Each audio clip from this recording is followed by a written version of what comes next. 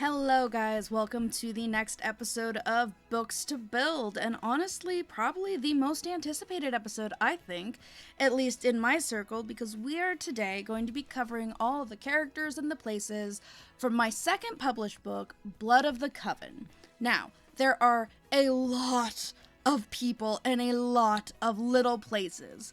Not all of them are going to be as well, fully fleshed out. Some of them are just more base builds to get an idea for you guys of what it looked like, but the characters are all very, very fleshed out, and I am very proud of my characters and my builds in this one. As always with Books to Build, a content warning here at the start, or not a content warning, a spoiler warning here at the start for you guys, because I will be going over both the places from the very beginning of the book all the way to the end of the book. And then we're kind of going to go through. The way we're going to handle this is I'm going to go through person by person that you meet in the book for the most part, as well as the places that you go in the books for the most part as you go through the book as well. So if you have not read Blood of the Coven yet, please feel free to follow the links in the description of this video to go find Blood of the Coven. You can get it on Amazon, and you can also get it on Barnes & Noble as well. So while some of these houses are not all actually close together, Henford-on-Bagley is where I have done 3 of the Blood of the Coven houses because they just fit this cottage outside of the city aesthetic so perfectly. The first household that we are going to take a look at here is the first characters you come across in this book. So starting off, we have Lauren Muldoon. And yes, that is how you pronounce it, Muldoon. It's honestly a family name of mine that I picked up and I kept. And obviously, almost pretty much all of these characters will be witches. It is fitting. So this is kind of the aesthetic and the vibe that I had going with Lauren. The important part was making sure that she had the long red hair and the freckles. I wanted her to have the bright, cheery, freckly face. I'm very pleased with how she turned out here. She looks almost exactly like I pictured her. As for her traits over here, I, of course, gave her the spellcraft and sorcery trait. She wants to know everything there is to know about spellcrafts and sorcery. As well, I gave her the animal lover, the plant lover, and the child of nature. All of these lean into her specialty in magic, and that's kind of the way I was assessing how everyone's traits were going to be. With each of these characters, I wanted their traits to focus on what their magic specialties were, as best I could, at the very least. With Lauren, of course, is her father, Suho. This is Suho. I didn't have, a dead set image of Suho going into this. I wasn't quite exactly sure how I wanted him to look, but the little bit of gray, the little bit of fading on his hair, the glasses were a must. The little bit of beard to show his age. Because he is a professor, I don't know if that came across in the book very well. He is a professor, so I gave him a little bit of a more professorly look to him. Because he is a professor, I did give him the master educator aspiration. I thought that this was perfect for the kind of person that I saw him as. Alongside this, he is similar to his daughter with the child of nature, but he is a little socially awkward and also very humble. The socially awkward part was very, very important given his backstory and how Lauren's mom left. This was definitely the key for his personality here. So yeah. I honestly, Sims kind of saved me in this because being able to use the genetics feature with Lauren allowed me to create Suho the way I wanted to. Because again, in the book, I didn't have too much of an idea of exactly how I wanted him to look. This worked out beautifully. Next, we have their house. Now, this is not going to be as cluttered and as filled as some of the other houses because I didn't want it to feel too lived in, especially Lauren's mom's room, because it has been left abandoned for quite some time. So the other important part of this house was the fact that you had the garden here. You have the garden out back, right by the forest, which is why I chose this specific lot for them. You have the big garden. Now, obviously, I actually kind of pictured this garden a little bit bigger, but this worked for this particular build style here. And then the house is pretty small. It's an unassuming kind of house here. There's nothing like really major about the house. Inside, we have pretty much just a basic standard house layout. So yeah, you have a galley-style kitchen. This is where Lauren pops into in the start of the book when she comes home. You then have a little dining nook here for everyone. Over here, you have just a simple little living room. In reality, this probably would have been a little bit more cluttered with papers, study materials for Lauren, cauldrons, and stuff, but I didn't have time really to build out this. You then have the basic bathroom that the two of them share. This is her bedroom. Again, bare bones, as well as her father's room and his desk. I really do wish I had more CC for clutter paper. That is something I'm going to be looking into now after this build. And then this would be her mother's room. The room that her father doesn't touch, the bathroom they don't use. This would be basically the master suite of this house that they do not touch. So this is where Lauren goes when she is looking for things of her mother. It's not exactly how I pictured it, but it was a little hard to get the image in my head here. But overall, it's just a simple, unassuming little house in the woods. That is the whole vibe of their house. It was just simple and unassuming, with the garden that her father spends all his time at. And so once again, I'm going to say real quick, spoiler warning one more time for you guys before I dive into the next step, because from here on out, this is at least in the first chapter of the book, from here on out, there will be spoilers, there will be new characters, and everything in between. Before, though, we dive into where Lauren goes next, after everything that happens in the first part of the book, there are two more characters that are in a extra little tertiary household I have just for all my third-party characters. And that is Michael Kensington, who I did my best to make this man look as smarmy as hell. I needed him to look old, smarmy, and like he's the best man in this world. That is the aesthetic and the style I was going for Michael Kensington. I feel like I accomplished it very, very well. His traits, obviously, for the aspirations, there weren't a lot of good ones that fit with his villainous character, so I went with Public Enemy. That felt the most fitting for his aspirations of fighting against the High Coven. Then, of course, his thing is he is evil, but he is charming and arrogant. All of those fit Michael beautifully. Smug dude. I am quite pleased with how his character came out.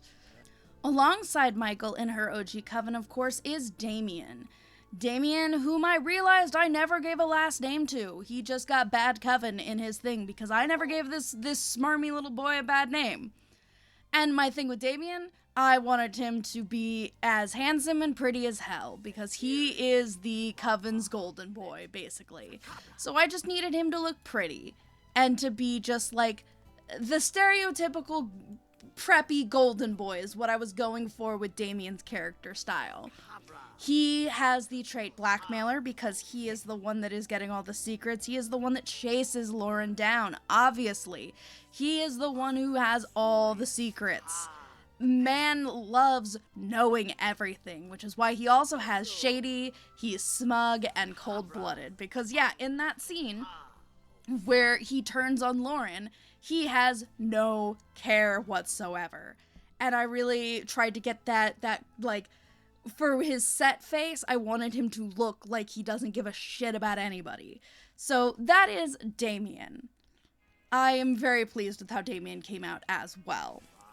Now, not in her coven, but a part of the High Coven is Tamara. This is the design I ended up going with for Tamara. The issue with Tamara, and this is the frustrating part about working on the book like I did, it is just, it frustrated me because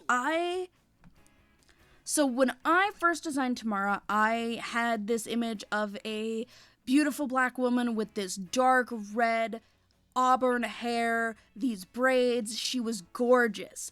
I don't think I got that across in the book as well as I had hoped I would, which is the frustrating part. Like, it was so frustrating trying to get it across because even though I am black, describing black characters is not something I have done before because whitewashed my own books most of the time when I was younger. And so this was my first time trying to describe a black character. And so this is the look that I ended up getting at the end of the book. But in the beginning, it definitely didn't come across as well as I had hoped it would. And that's just the frustrating part about writing. You learn and you grow with each book. It is sad, it is frustrating, but it is what it is. And honestly, I'm glad that I have this as a way to show you guys what I actually wanted Tamara to look like. And she is beautiful, a little bit, I didn't make her an elder, I believe I made her an adult, but older, and with her braids, and she just looks gorgeous. I love Tamara. And I went with the green color for her. Green and purple were the aesthetic I was going for her, and I ended up just sticking with the green here.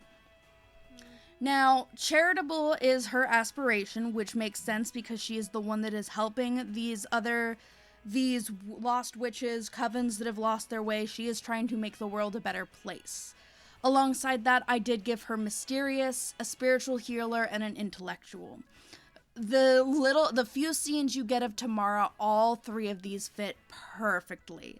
And I am so pleased with the way Tamara came out.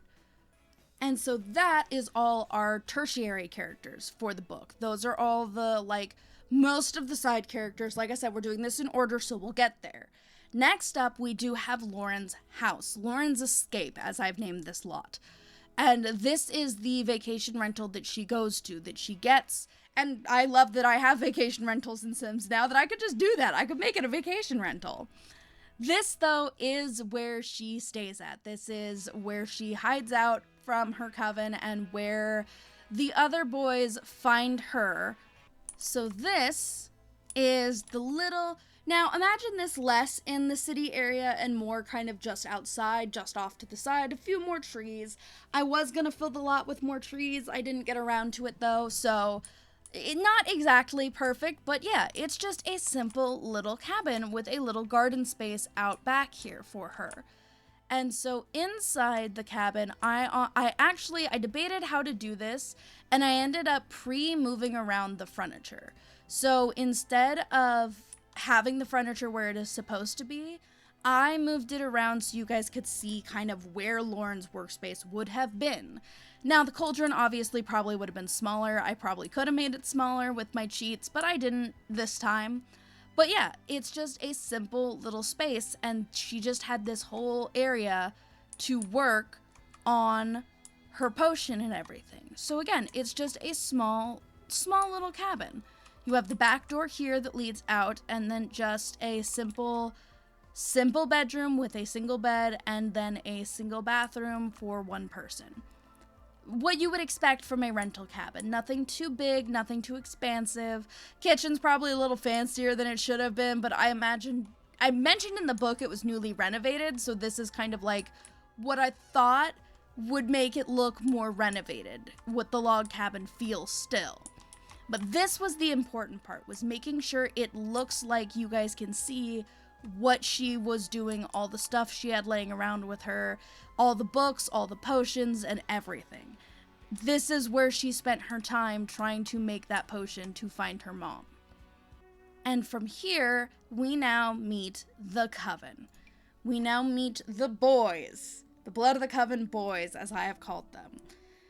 Now, I went through several iterations of the way these guys looked before settling on these characters. And again, similar to my last book, this was inspired by 80s. And I had a very specific era of 80s in mind when I designed these characters when I wrote the book. So I tried to keep the vibe of that era and some of the styles and the clothing they were wearing during that era. So for Hongjun, he very much has the silver hair of Hongjun. I kept his facial structure fairly similar. I think I made him a little thinner in this just because I wanted to depict that he is younger. I needed to make sure that he looks younger. And then of course, because one of the main pictures I had inspired by Hongjun was him in this snow leopard getup. And so I had to make sure I had that here. He's very fashion forward. Even as a character, Hongjun is very fashion forward. Now, similar to Lauren, he has the spellcraft and sorcery aspiration. I think that that is just something that fits both of them very, very well. His traits, I went with loyal, but trust issues and determined.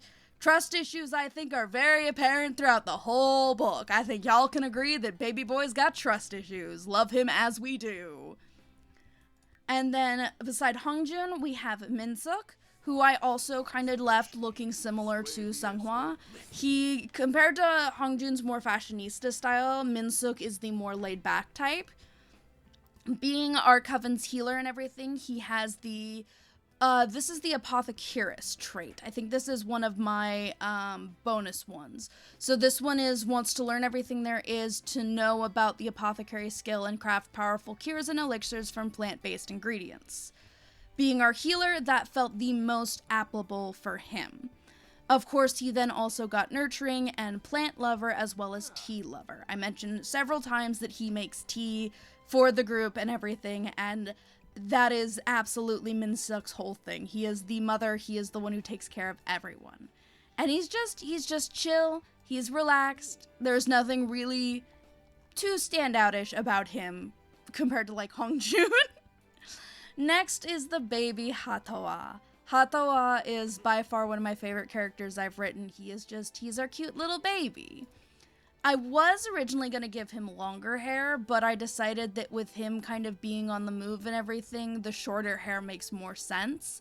I am imagining in the next book he will be growing his hair out more to fit with his roots, but for this book I went with his shorter hair. And yeah, he's a cute little guy. He's the baby. He is the baby, and I love Hatawa so much. Now, obviously, he has Ghost Historian as his aspiration, being a, what's the word? I don't remember the exact word off the top of my head, but working with ghosts and spirits as he does, having Ghost Historian felt the most fitting. We also gave him spiritual, both from his native heritage and just from working with ghosts as well, goofball, and slow to warm up. I went, instead of trust issues for him, I went slow to warm up because of when he saves Lauren. Because of that, like, whole, I'm not quite sure, but I'm not like Hongjun. I'm not like my leader. I'm not quite mad at you, but if you prove to me that you're good, then we're fine. And that's the style that I went with for Hatawa. And just the big, comfy clothes. Like, the other outfit on Hatawa that I really, really like that I did is his winter outfit. This would be another, like, standard outfit for Hatawa. The long coat, probably a little bit more color. Finding color in Sims clothes is hard. It is the bane of my existence, honestly. Moving on from Hatawa, we have Azrael, who was our demonologist. So I did give him the spellcraft and sorcery aspiration as well. And yeah, he's big, he's broad, he's got the baby face, but he's still got the big build and everything. Because Azrael was supposed to be very, very intimidating in his stature. But I also gave him his fire red hair because his hair was dyed. I think the Mingi, because he's based off Mingi from ATs. I think Mingi had red hair when I made this book, and that's why Azrael's hair is described like that. It ends up fitting with Azrael's whole aesthetic with demonology and everything perfectly, though, so I'm quite pleased with it. For his traits, I also went with slow to warm up, and I went with smart and goofball. Goofball on both him and Hatawa is a little bit of an homage to Jongho and Mingi from ATs, but it also does fit with their characters well, and I'm hoping to be able to show that a little bit more in the second book. Following Azrael, we have the first of the Huskies. We have Ray. Ray is just... Ray and Nico, I wanted to be a little bit...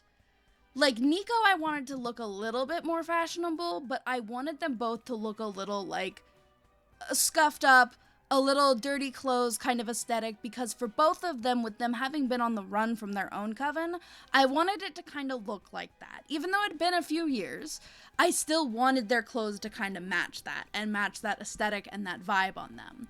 And I had to make sure I went through several different hairstyles before settling on this one for Ray, because trying to get that short, fluffy curl is very, very hard. And I have so many different hairstyles now. it just, trying to get it to fit that fluffy curl I really wanted for Ray was so hard. Now for Ray, his aspiration is just a quiet life. I believe I gave this to both him and Nico. They just want a quiet life together. That's all the two of them want, which is understandable. His traits are mischievous, loyal, and self-assured. All of that felt very fitting. For Nico, his traits ended up being, possibly, mischievous, excitable, and bro. That felt very fitting for Nico. And yes, I did give him the lavender hair because it was based off Uyang from ATEEZ and his lavender hair in this one specific era. I'll throw up pictures like I always do. But yeah, I wanted the two of them to just be a little scraggly, a little put together, but you could tell they've been through some shit with the way their clothes are. Or you could assume they're designer clothes that are pre-torn. That's your choice, really. Next, we have Joshua, our golden retriever. He's based off Yuno of ATEEZ, who is the golden retriever of ATEEZ, and I used the golden retriever as my build for Joshua. I took that trait and I was like, okay, let's make this character as golden retriever-y as possible. He also wants the quiet life, similar to Nico and Ray. He has the elegant trait, but he is clever and he is gentle. I saw him a lot as Minseok's, like all of them are brothers, obviously, but something about Joshua really spoke to me when I was writing as Minseok's kind of more little brother, somebody who's very similar to Minseok in a lot of ways, even if they don't have the same focus in their magic.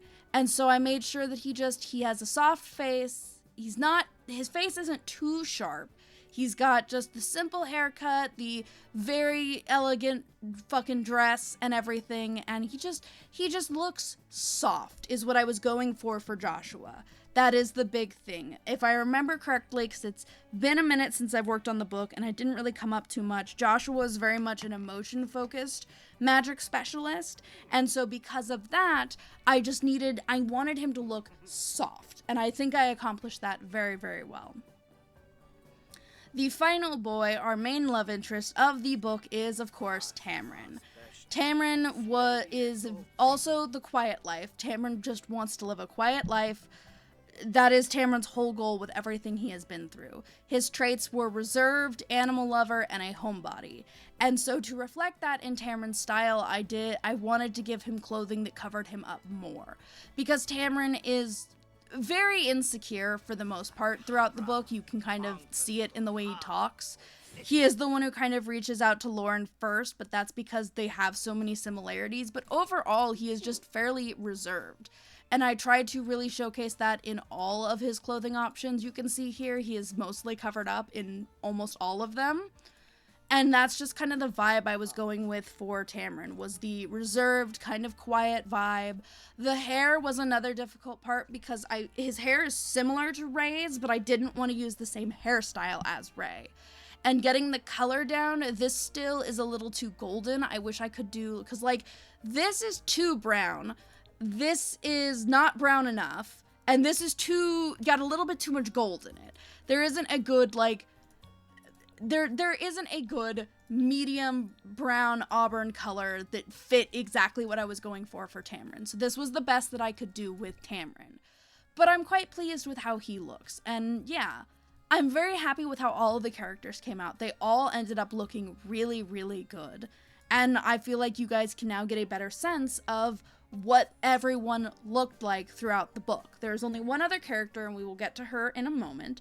But before we get to her, let's take a look at the original Coven house of the boys. So when I was building this house, I initially found this on a Zillow listing. It actually, I can't do it quite well in Sims, but it was a long, winding driveway up, which is why I chose this specific lot.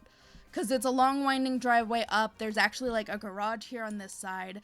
I get a lot of my house designs, honestly, from Zillow listings. That is how I have gotten most of my house designs before. And so that's what this house was designed off of.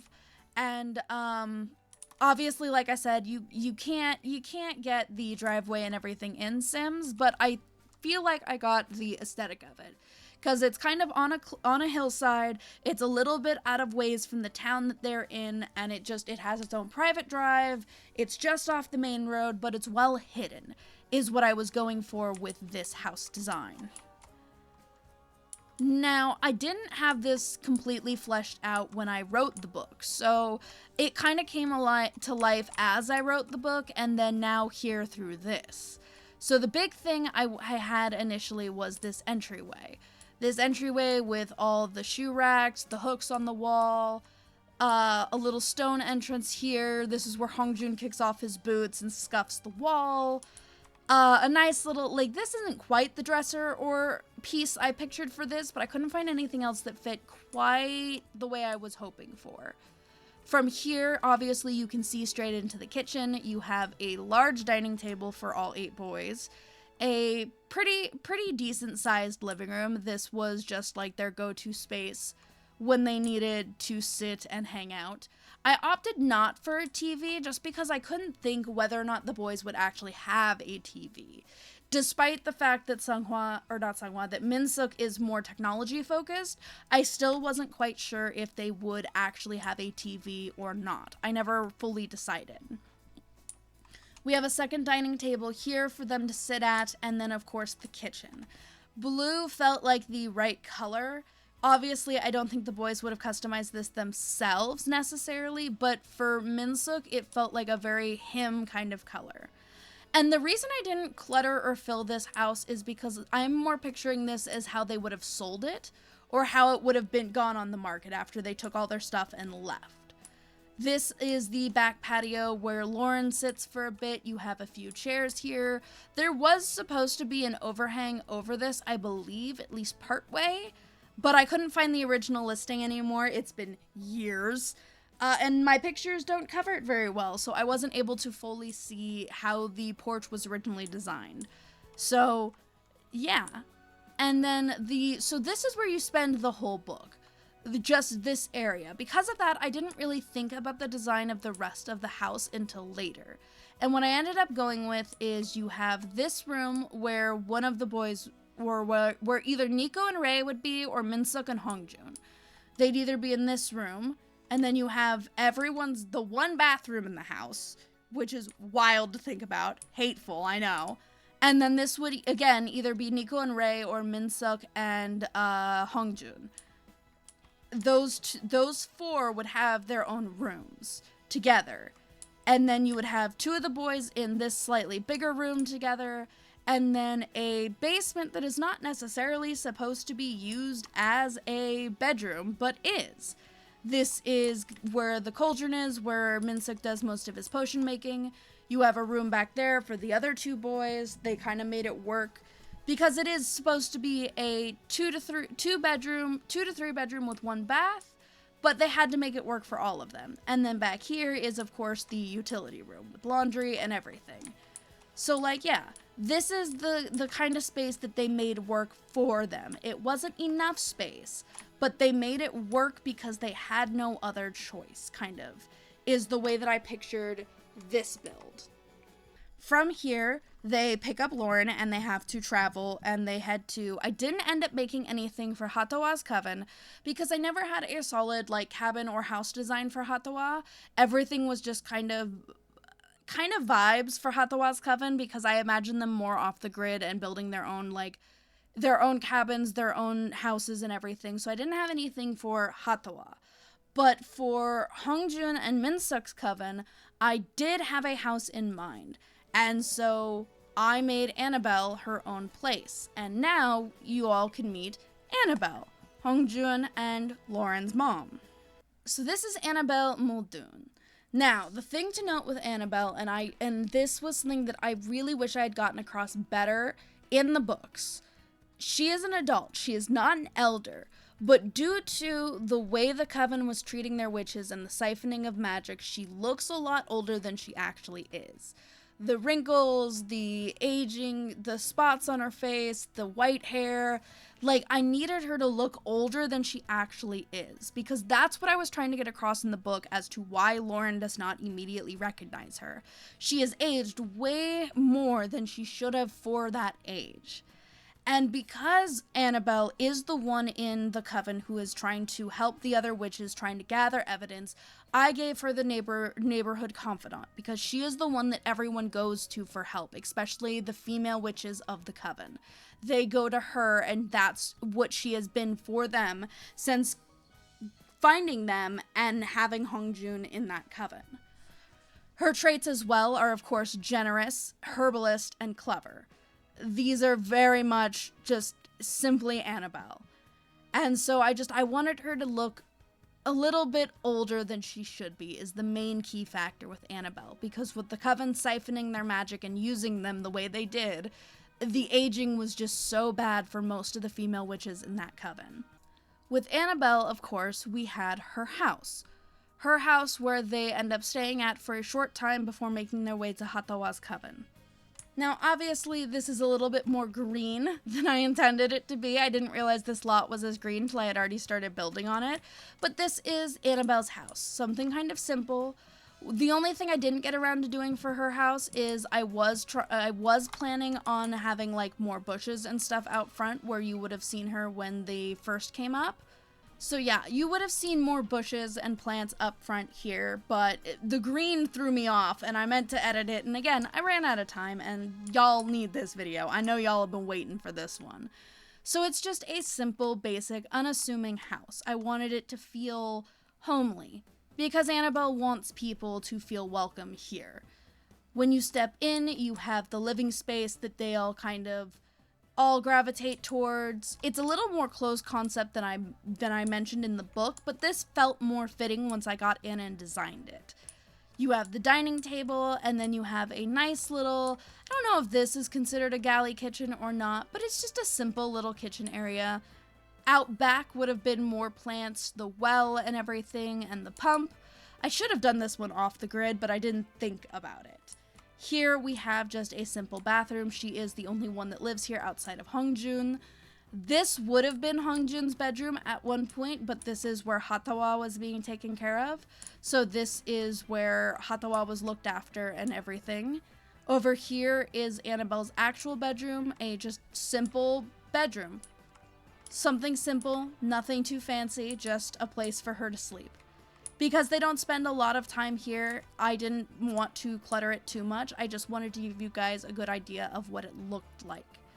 Because it was just a simple house. There was nothing fancy about it. Annabelle did not want luxury. She just wanted community and people. That was Annabelle's whole aesthetic. And so yeah, that is Annabelle's house. This is where Hongjun grew up. Nothing too fancy. Just something simple. So from here, I didn't have the High Coven. There was too much with the High Coven to try to properly execute how the High Coven would look, what that whole place would look. It was too complicated and too complex for me to do in Sims. But I thought of something even better to do for you guys as a final little look. Something that is not necessarily a huge part of the book. It is only in the epilogue, and it will matter more in the second book. And that is where the Coven ends up afterwards. Now, given that I chose the location Big Bear because it's a special place in my heart, I went with this area as the main spot because of this lot up here. Because I had the High Coven get them a cabin that fit all of them a lot better than their previous ones did. This is where they end up living. This is their home. This is where the High Coven helps them find.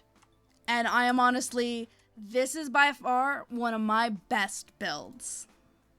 I am so proud with how this came out, and it's honestly been helping me a lot with working on ideas for the second book because it gives me such a good idea of where they're living at and how I can work the space around them.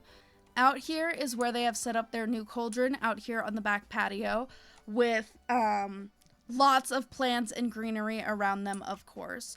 Up here, though, is the gravestone. Honestly, I pictured it a little bit further from the house in the book than I actually have it, but this is kind of the path they take out the back porch. up a hill and into the trees to where they have a grave marker for Annabelle and Suho. This is the grave marker that they made for them.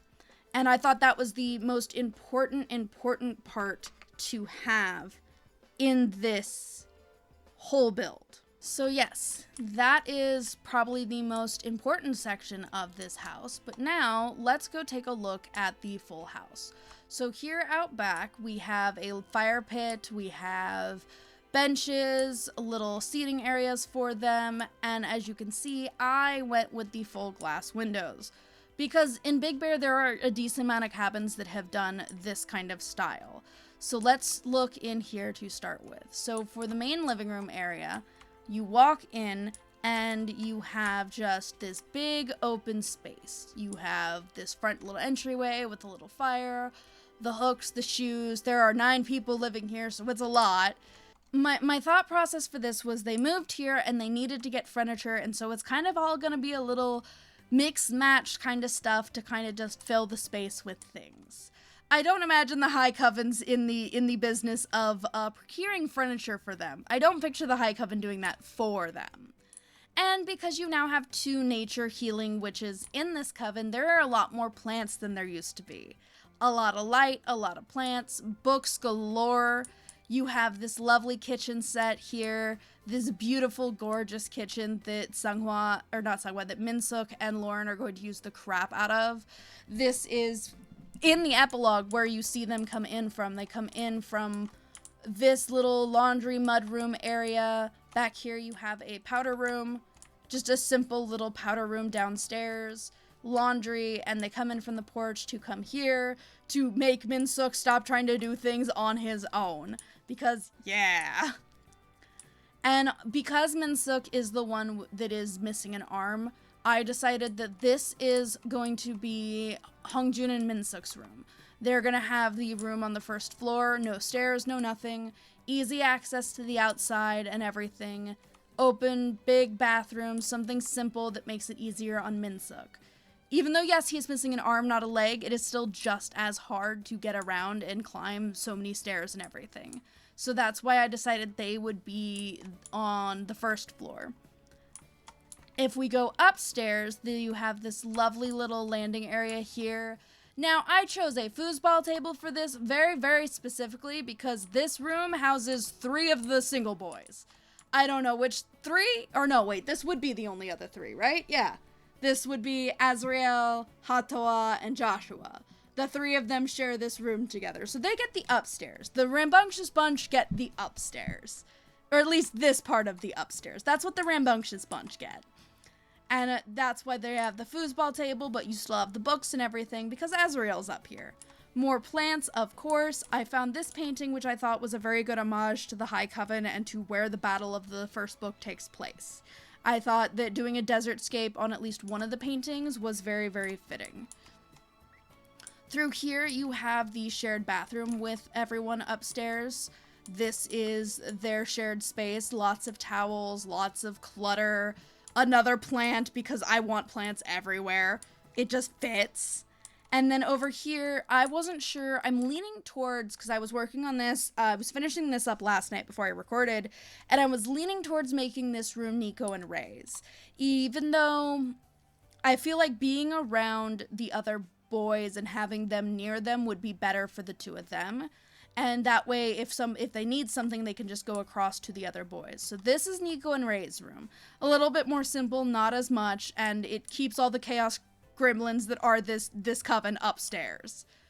Going downstairs, this is where Tamarin and Lauren are stationed. Obviously, the downstairs is open to everyone. I wanted to make it a little bit like a frat boy kind of vibe. Not necessarily, but like, there's a lot of single guys living here, so like, it fits. We have a desk with a computer because they do use technology, of course. You then have the apothecary stations, you have a TV, lots of books for everyone. I thought putting a stack of board games would be very fitting for all of them. More plants, more herbs, more books, all this stuff that just feels very them as a coven. Back here we have the laundry and utility room. Downstairs, I imagine Lauren and Tamarin help with this because you don't want Minsuk trying to do that on his own. In here, you have a, like, I don't know what this is called. It is a sink room when you enter, so kind of like a mud room, but it's attached here to another, just a toilet. It's just a toilet room. I've seen houses like this, and it felt kind of fitting for the style of this house, because then over here, and should have gone around, but here we are. So over here, you have Lauren and Tamarin's room. So this is Lauren and Tamarin's room.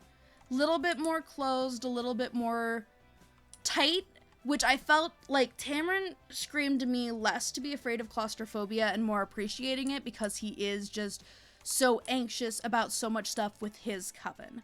So having this little cozy nook for the two of them felt very, very fitting and felt good. And then you had another sink room with an attached bathroom. And so having all of this here downstairs worked really well. And this gives them all the space they could possibly need for all 9 of them to run around, to function, to have their own spaces still.